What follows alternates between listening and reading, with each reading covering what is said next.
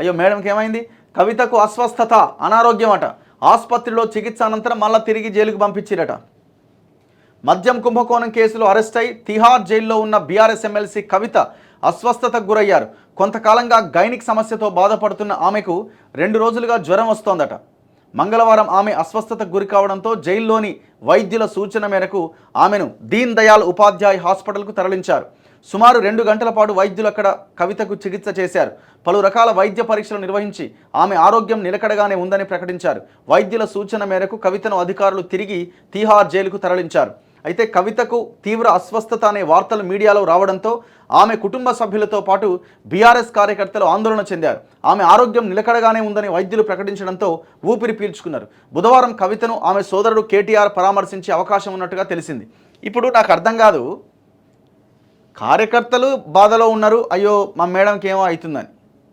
వాళ్ళు party line ప్రకారం వాళ్ళు కొంత మా నాయకురాలని ఒక అభిప్రాయంతో ఉన్నారు. కన్న తండ్రి ఇంతవరకు జైలు గోడలు టచ్ చేయకపోయా.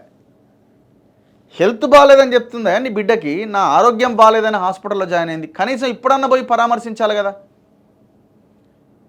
బిడ్డ తప్పు చేసిందో ఒప్పు చేసిందో పక్కన పెట్టు, కన్న బిడ్డనే కదా.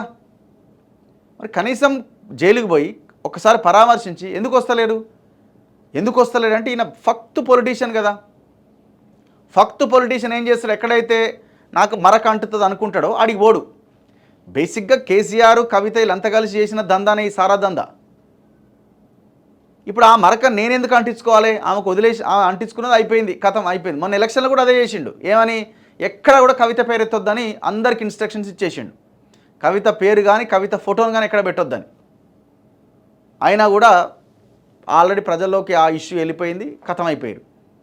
ఇప్పుడు ఏకంగా మరి ఓడిపోయిన తర్వాత కూడా కనీసం ఇప్పుడు ఎలక్షన్లు కూడా లేవు కదా, మరి పోయి పలకరించి రావచ్చు కదా.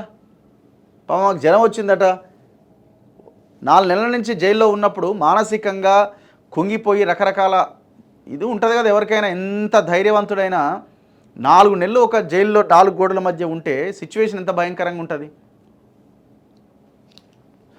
ఇక్కడ కూడా రాజకీయాలే కావాలా నీకు?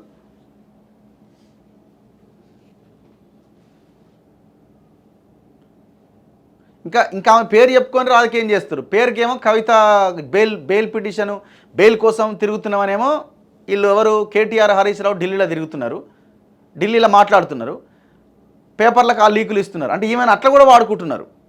జైల్లో ఉన్న ఆమె మీద మళ్ళీ రాజకీయం చేస్తున్నారు వీళ్ళు. ఆమెను వాడుకొని ఆమె బెయిల్ కోసమే తిరుగుతున్నామని చెప్పి 6 రోజులుండి ఈ పార్టీ లీడర్లు ఆ పార్టీ లీడర్ని తోని చర్చలు జరుపుతూ ఉన్నారు. మా ఎమ్మెల్యేలను మీ దాంట్లోకి పంపిస్తాం, రాజ్యసభ మెంబర్లను పంపిస్తాం, ఎట్లన్నా కాపాడండి అని. ఇప్పటికైనా బోజరా ఆమెకు బాగాలేదట.